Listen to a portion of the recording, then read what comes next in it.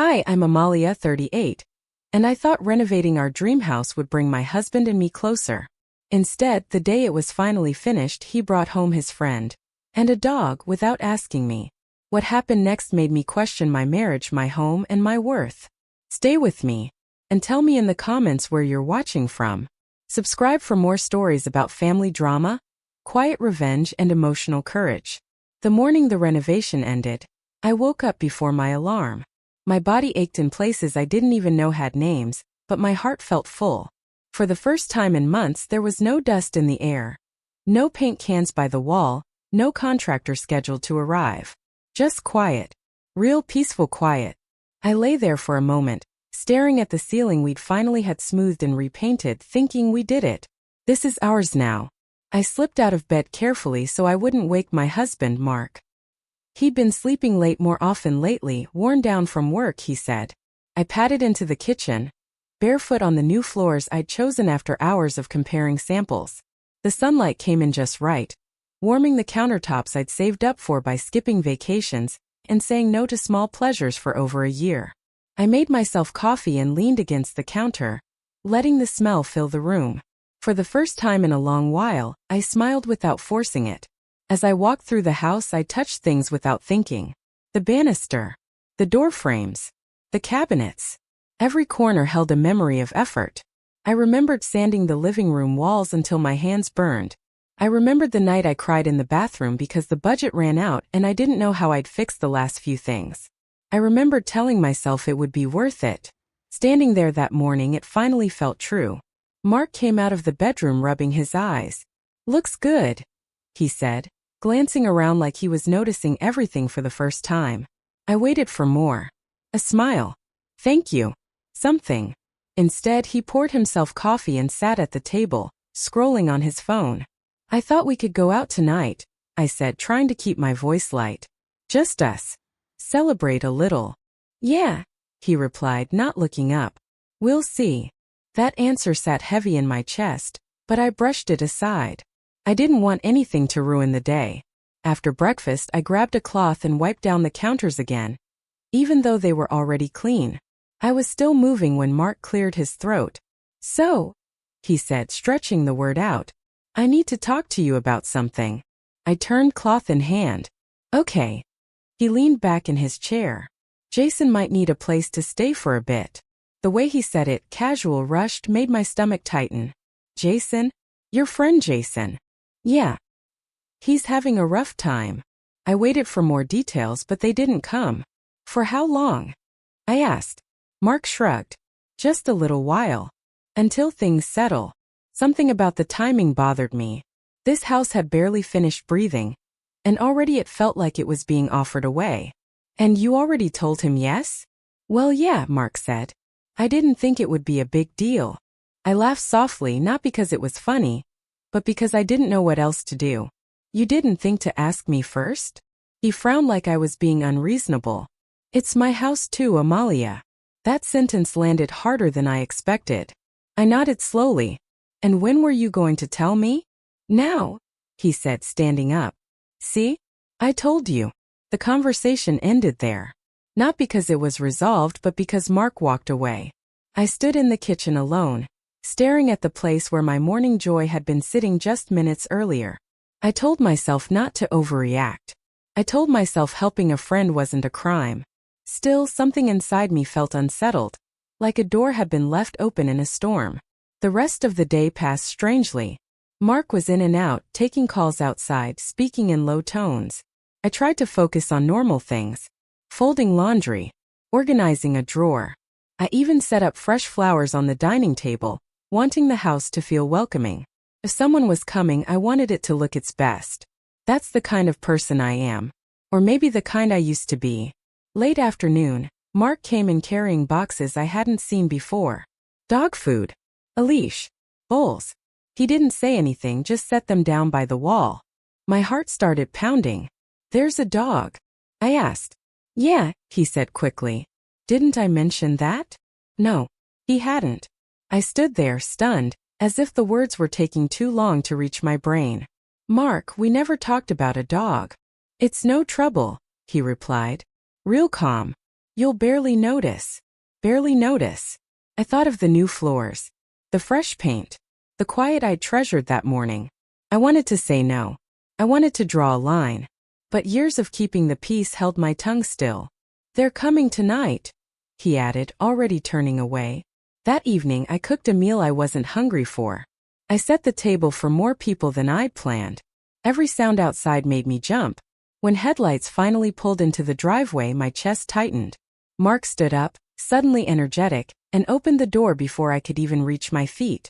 Jason walked in like he belonged there. Tall, loud, smelling of the road. Behind him, a large dog strained at the leash, nails clicking sharply against my new floor. The sound cut through me. The dog barked once, deep and startling, and I flinched. "This is great," Jason said, grinning. "Man, you really did this place up." Mark laughed. "Yeah, she worked hard on it. She, not we." The dog lunged forward, knocking over one of the boxes Mark had set down earlier. A bowl rolled across the floor. No one moved to pick it up. I bent down automatically, my hands shaking. That was the moment. Standing there on my knees, holding a metal bowl in my hands, listening to unfamiliar footsteps echo through rooms I'd poured myself into, I felt it clearly. The dream hadn't ended with a fight or a scream. It ended quietly. Right there, on the very day it was finally finished. Jason stepped farther inside, tugging the leash as the dog pulled ahead of him, sniffing corners and doorways like it was already mapping the place as its own. The sound of its nails echoed through the living room, sharp and uneven, cutting through the calm I'd worked so hard to build. The walls didn't feel the same anymore. They seemed tighter, like they were holding their breath. "Easy, Duke," Jason said, laughing as if the dog hadn't just nearly knocked me over. Mark smiled back at him, the kind of easy smile I hadn't seen in a while. "He just needs to get used to the space." The space. Not our space. I straightened up slowly, brushing my hands on my jeans, aware of how small I suddenly felt standing there. Jason dropped his bags by the staircase without asking. One of them scraped against the wall, leaving a faint mark on the fresh paint. I noticed it immediately. My chest tightened, but I stayed quiet. It felt too early to say anything, like I'd already be proving myself difficult. "Hope this is okay," Jason said, glancing at me briefly. It wasn't really a question. "Sure," I replied, my voice steady even though my stomach churned. "We're adjusting." He nodded, already distracted by the dog, who had found the hallway rug and decided it was something to wrestle with. The fabric bunched up under its paws. I took a step forward, then stopped myself. Mark didn't move. We sat down to eat, if you could call it that. The table felt crowded, louder than it had ever been. Jason talked nonstop, stories spilling out about jobs that didn't work out, people who let him down, bad luck that always seemed to follow him. Mark listened closely, nodding, chiming in. I picked at my food, the clink of my fork against the plate sounding too loud in my ears. Duke barked suddenly, sharp and deep. I jumped in my chair. "Sorry," Jason said, not sounding sorry at all. "He's just excited." Mark reached over and scratched the dog's head. "He'll settle." I watched that small gesture, something twist quietly inside me. That scratch felt like a line being drawn, though no one else seemed to notice. After dinner, Jason sprawled out on the couch, feet up, remote in hand. The dog curled at his side. Mark joined him, laughing at something on the screen. I stood by the sink, rinsing dishes that hadn't even cooled yet. The laughter behind me didn't include me. Floated past like I wasn't there. "Where should I put my stuff?" Jason called out. Mark didn't hesitate. "Guest room's fine." The guest room. The one I'd painted myself. The one I'd imagined my sister staying in. Or quiet mornings with the door open and light spilling in. I turned off the faucet and dried my hands slowly. "I thought we were using that room as an office," I said, keeping my tone careful. Jason glanced over his shoulder. Mark didn't look at me. "We can move things around," he said. "It's no big deal." No big deal. That phrase hung heavy in the air. Jason disappeared down the hallway, his voice trailing behind him as he talked to the dog. Drawers opened. A door slammed shut harder than necessary. I flinched without meaning to. Mark stayed on the couch. Later that night, I lay awake listening to sounds I wasn't used to. Footsteps overhead. The low hum of the television still on. Duke pacing, nails tapping in uneven rhythms. Every noise felt like a reminder that the house had shifted around me, rearranged itself without my consent. Mark climbed into bed much later, smelling faintly of beer. "You okay?" he asked, already half asleep. "Just tired," I said. It was true, just not in the way he meant. The next morning I found the kitchen changed. Cabinets left open. Coffee grounds spilled on the counter. Duke's bowl sat where I'd placed the flowers the day before. The flowers were gone. I didn't know where. Jason was already up, rummaging through the fridge. "Hope you don't mind," he said, grabbing eggs. "I'm starving."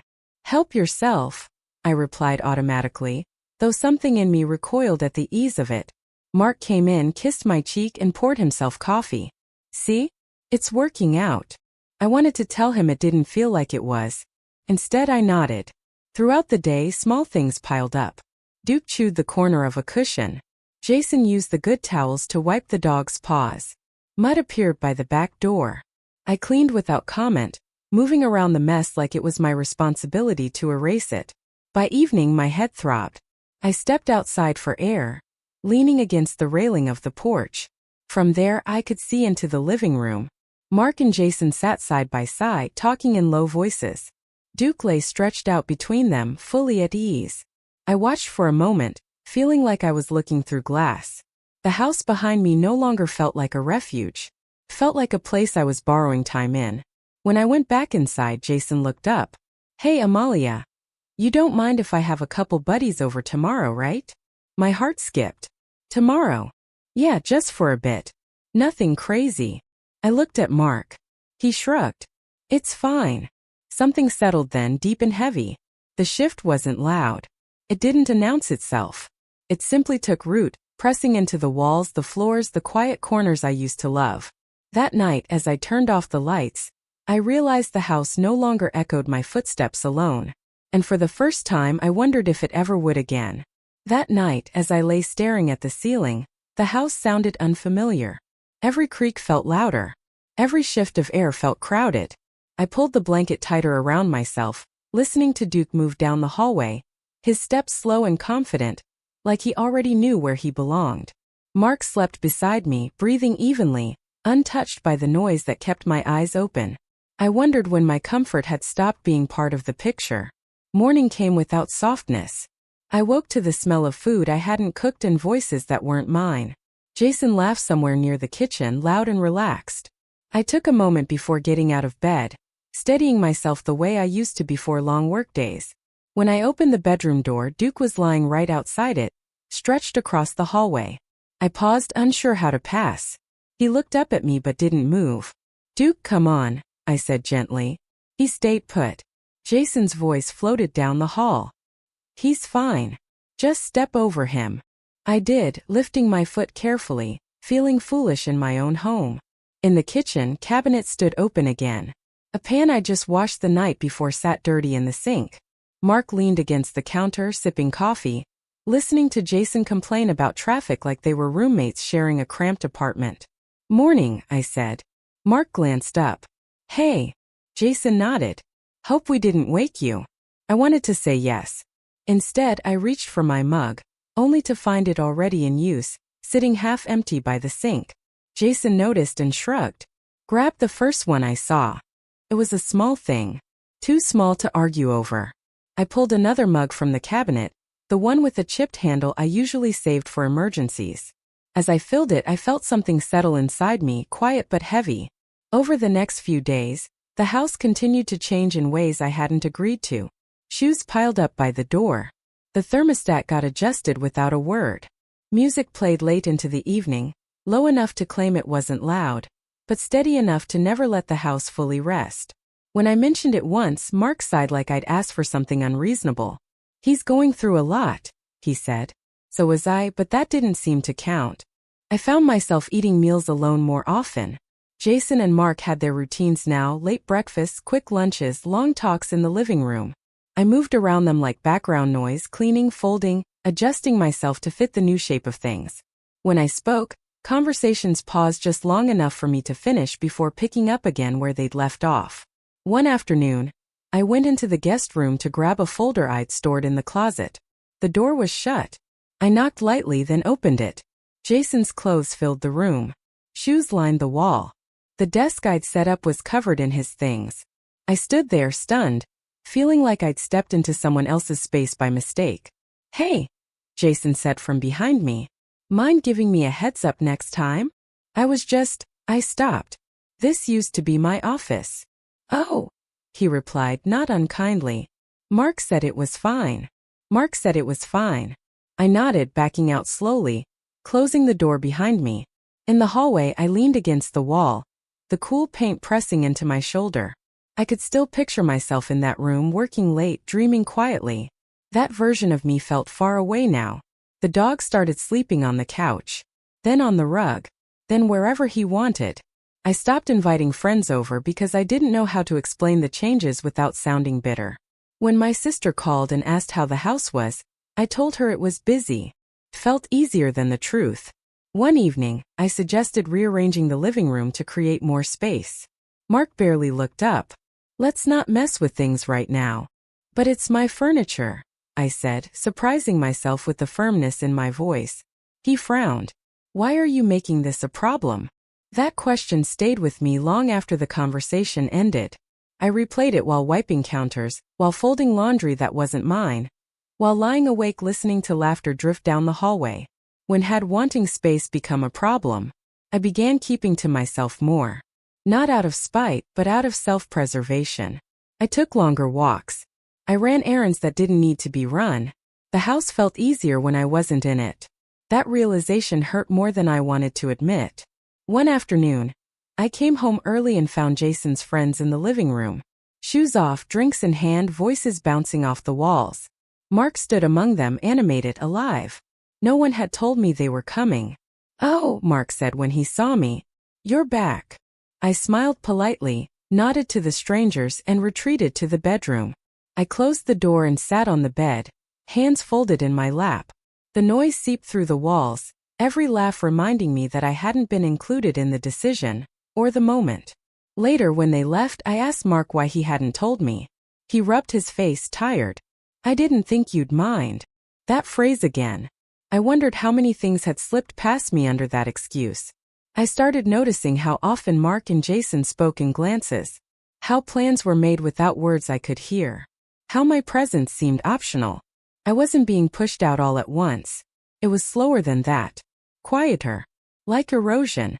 One night I cooked dinner and set the table. When I called them to eat, Jason waved a hand. "We already ordered something." Mark looked apologetic but didn't move.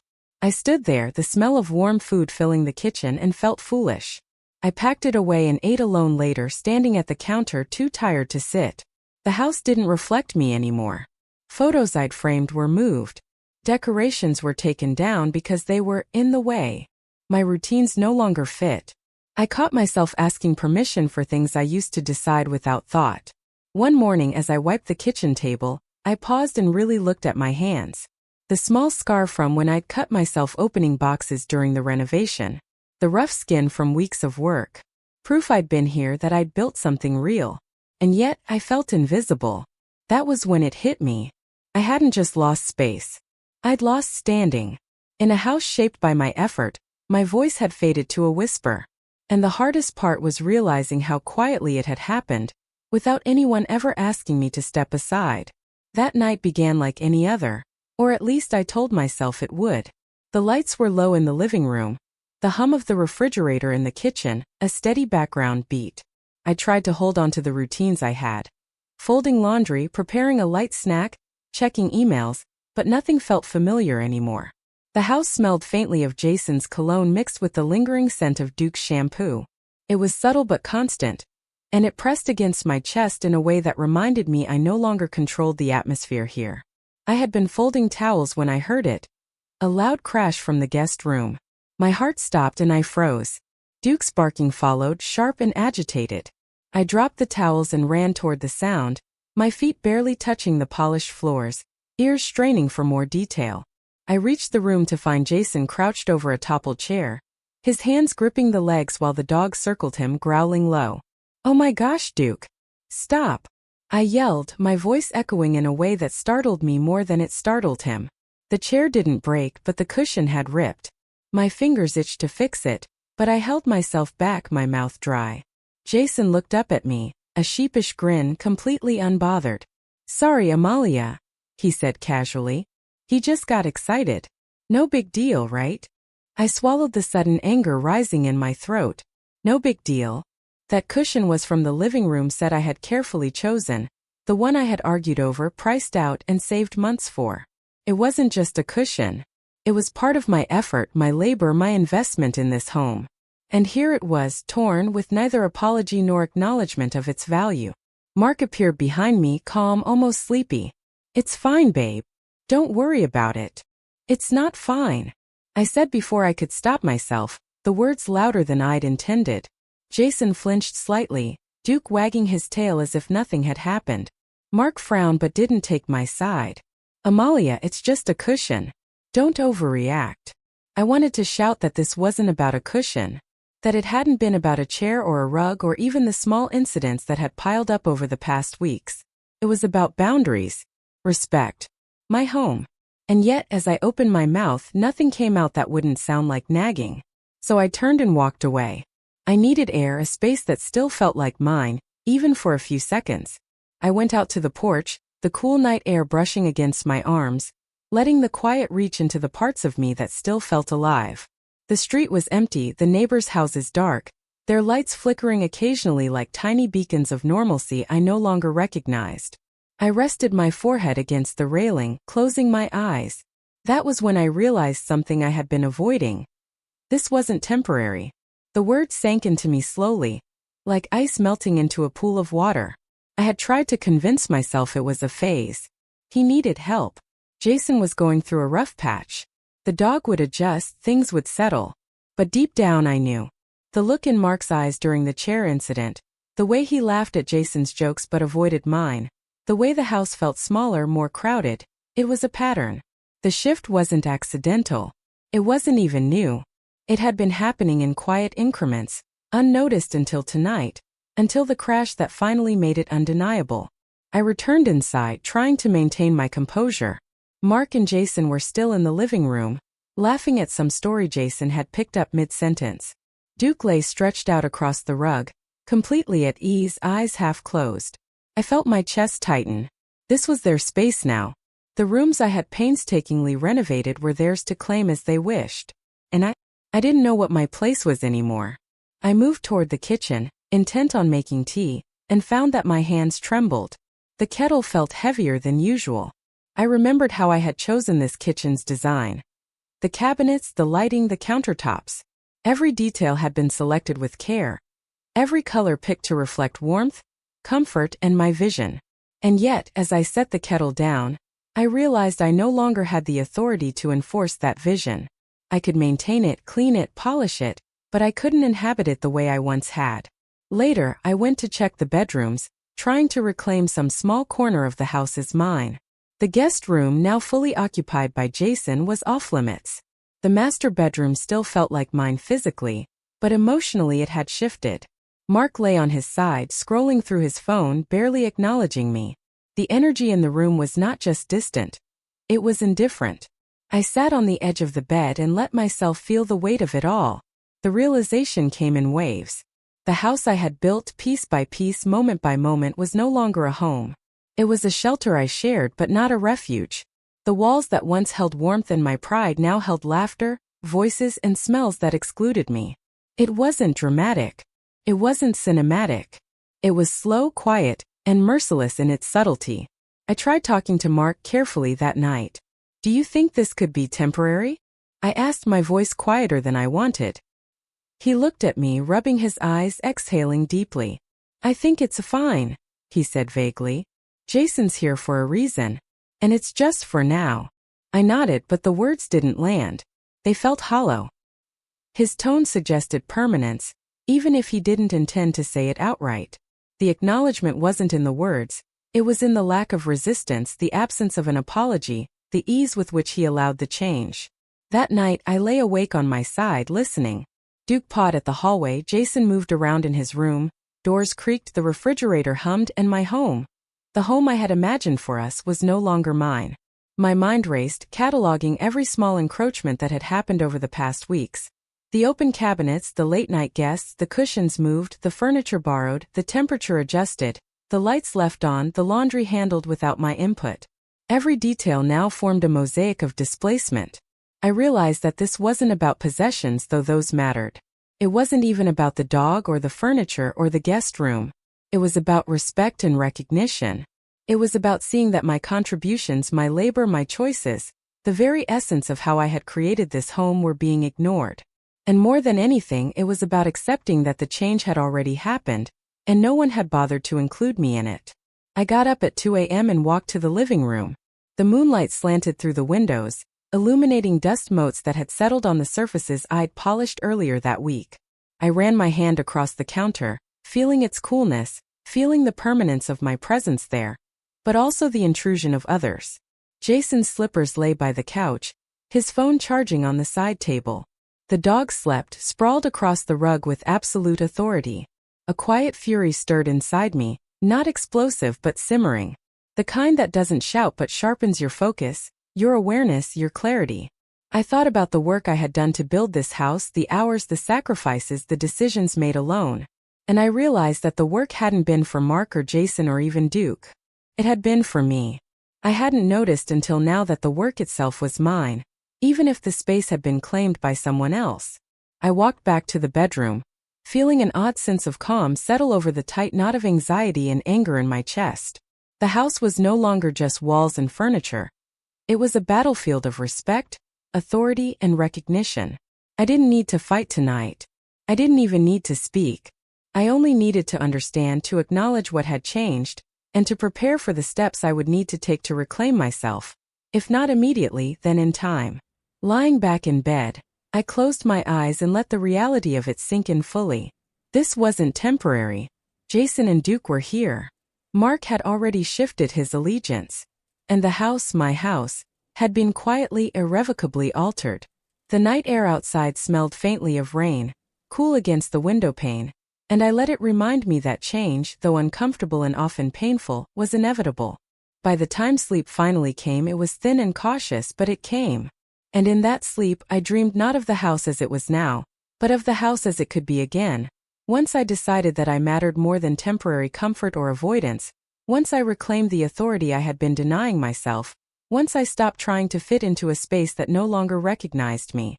When dawn broke, the light fell differently across the walls, across the floors I had built with care. But for the first time in weeks, I felt the smallest spark of clarity. I understood. This wasn't temporary. And it wasn't fair. And yet I still had choices. And that night, the night I finally understood the permanence of the shift, was the night I began planning how I would take them back. Not with anger, not with confrontation yet, but with intention, strategy, and a quiet certainty that the home I had built would not define me, even if it had been taken from me. I didn't know exactly what that meant yet. I didn't know the path forward. But I knew the truth finally. The house had changed, Mark had changed, Jason had arrived to stay, and Duke had claimed territory. And amid all that, I had begun to claim myself again. It was the night everything became painfully real. And it was the night I began to awaken. The morning after I finally admitted to myself that the house was no longer mine in spirit, I woke with a strange clarity. The sun filtered through the bedroom curtains, soft and indifferent, and for the first time in weeks, I didn't feel heavy with anger or quiet despair.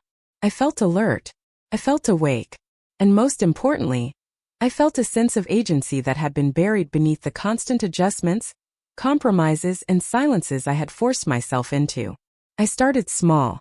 I made myself coffee without glancing at the dishes Jason had left in the sink.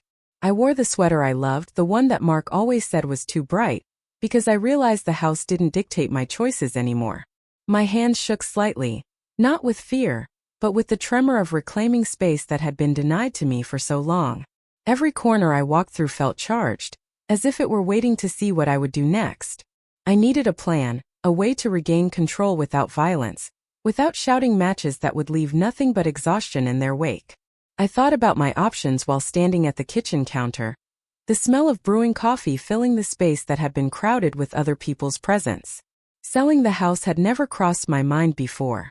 I had poured myself into this renovation, sacrificed months of comfort and routine, and imagined a life here with Mark, the one I had committed to for better or worse.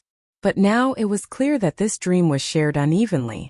My efforts had been unbalanced, my boundaries ignored, and my home had become a theater for someone else's comfort. I began researching quietly. I opened tabs about selling a house mid-year, assessing property value, and legal ways to protect myself during the process. Each piece of information was a small step toward reclaiming my life. I realized that letting the house go didn't mean giving up. It meant prioritizing myself over a structure that had once symbolized hope but had become a cage. That evening I prepared dinner as usual, but this time I did it deliberately. I set the table for one, using the dishes and silverware that were my favorites. I lit a candle, just one, and sat down with a notebook. I wrote down everything I had felt over the past few weeks. Anger, frustration, sadness, but also realization. I drew out plans, not just for selling the house but for my own future. Places I could live, ways to support myself, and the freedom I could reclaim without waiting for Mark to acknowledge my worth. When Mark came in, he glanced at the table, raised an eyebrow. "Eating alone?" he asked, voice neutral but with a trace of curiosity. "Yes," I said simply. "I need to think." He nodded and left it at that. No argument, no comments, no dismissals. I realized in that moment that he had stopped noticing me, just as I had begun noticing myself. I wasn't looking for approval anymore. I was looking for survival, and survival meant action. Over the next few days, I began taking tangible steps. I contacted a real estate agent discreetly, asking for preliminary appraisals. I walked through the house with them, pointing out improvements I had made, subtly making the case for its value, not for anyone else but for myself. Each number, each estimate, felt like a validation that my hard work mattered. Even if Mark and Jason couldn't see it, Duke became a constant reminder of the invasion of my personal space. I had learned to avoid him rather than confront him directly. One morning I walked through the kitchen and found him sniffing the pantry shelves, knocking over cans. My first instinct was to scold him, but I stopped. I realized that trying to assert dominance in a house that was no longer mine physically or emotionally was futile. Instead, I laughed quietly, realizing that the absurdity of the situation was something I could control by choosing my response. I walked away, letting the mess be a symbol of temporary chaos, knowing I had far bigger decisions to make. I began spending more time outside the house. Long walks through the neighborhood, visits to local cafes, and quiet afternoons in the library became my sanctuary. These small excursions weren't about escaping the house. They were about reminding myself that my life existed beyond its walls. With each step, I felt lighter, more capable, more determined to reclaim the parts of myself that had been overshadowed. One evening, as the sun dipped behind the trees, I sat on the porch, notebook in hand. I wrote a letter to myself, detailing everything I wanted out of life: independence, respect, and a home that reflected my choices. I didn't plan to send it to anyone. It was a declaration of intention. By writing it, I felt a shift, a sense that the house could no longer define me. When I finally told Mark about my decision to sell, I did it calmly. I chose my words carefully, each one deliberate, each one measured. "I've decided to put the house on the market," I said. He froze. "Wait, what? Now? After all the work we've done?" "Yes," I said. "After all the work we've done for myself. This isn't about the house anymore. It's about me." Mark's face fell, a mixture of surprise and mild indignation. "But where will we go?" I met his gaze, steady and unwavering. "That's not your concern. This is my life. I have to live it for myself." For the first time in weeks, he didn't argue. He didn't try to persuade or manipulate. He simply absorbed the weight of my words. And that silence, that acknowledgement, even if grudging, was enough. The process of preparing the house for sale became my mission. I decluttered, cleaned, and staged it not for Mark or Jason, not for potential buyers, but for myself. Every corner I polished, every wall I touched, felt like reclaiming a piece of agency. I could have been bitter, resentful, or passive, but instead, I chose deliberate action. The house became a canvas on which I expressed my self-respect, even as I prepared to part with it. When buyers began to visit, I walked through the home with them, pointing out features, telling stories about the care I had taken. I realized that even if I no longer lived there, I could control the narrative of its value. It was empowering to acknowledge that my efforts were recognized, even by strangers. Jason noticed the change in me first. "You're different," he said one afternoon, standing in the living room while Duke sprawled on the rug. "I am," I replied, voice calm but firm. "I've realized I don't need to live in the past. I don't need permission to exist fully." Mark didn't respond. He probably couldn't. My transformation wasn't about him anymore. It was about reclaiming my life. Packing up personal items became a ritual of empowerment. I chose what to take with care, separating memories from possessions, letting go of objects that had only served as reminders of compromise. Every box labeled, every item placed in my car, felt like a statement. I am not bound here. I am not defined by this house or by anyone else's approval. When the day finally came to hand over the keys, I walked through the empty rooms one last time. The walls echoed differently now, quiet but no longer threatening. I remembered the mornings spent choosing colors, the nights spent fixing broken cabinets, the weekends when I labored alone because Mark was absent or distracted. And I smiled quietly to myself. Those memories weren't lost. They were mine. Mark watched silently as I handed the keys to the real estate agent. Jason lingered by the doorway, his expression a mix of curiosity and discomfort. I felt a calm certainty settle over me.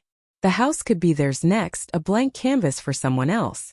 But the life I had reclaimed, the boundaries I had established, and the self-respect I had regained were mine forever. Driving away, I looked at the rearview mirror and saw the house shrinking in the distance. I didn't feel sadness. I felt freedom. The air smelled fresher, the road stretched wider, and the possibilities ahead felt limitless. For the first time in months, I realized that the house had never been the prize. The prize was me, my voice, my choices, my independence. In the weeks that followed, I found a small apartment that felt like mine, in a neighborhood that felt welcoming and quiet. I decorated it slowly, thoughtfully, surrounding myself with the things that represented my life, not compromises. Duke was no longer a presence, Jason's laughter no longer echoed, and Mark's absence, though initially strange, became a reminder that I had space to grow. Friends visited and commented on the change in me. "You look lighter," one said. Another remarked, "You seem finally at peace." And I realized they were right. I wasn't lighter because I had fewer things. I was lighter because I had taken myself seriously, because I had chosen myself over convenience, over familiarity, over a house that no longer reflected my value. Every time I look back at that house now, I don't feel anger. I feel gratitude for the lessons, for the awakening, for the courage it took to let go. The house had been a home, but it had also been a mirror, reflecting who I had allowed myself to become, and who I refused to remain. I didn't need walls, roofs, or furniture to define me. I needed agency, clarity, and the courage to live authentically. And by taking back my life, even if it meant letting the house go, I discovered that freedom wasn't something granted by others. It was something I earned step by deliberate step. The last time I walked past the house, I paused for a moment. The sunlight fell across the porch, illuminating the very windows I had once polished endlessly. For a heartbeat, I felt nostalgia. Then I exhaled, calm and steady. That chapter was closed. My life had begun anew. No confrontation, no shouting, no dramatic revenge. Just clarity, dignity, and a commitment to myself. And in that I realized, sometimes taking back your life means leaving behind what you thought you couldn't live without. And sometimes the home you leave is nothing compared to the life you gain. For the first time I smiled fully, completely, and without hesitation. My life was mine again.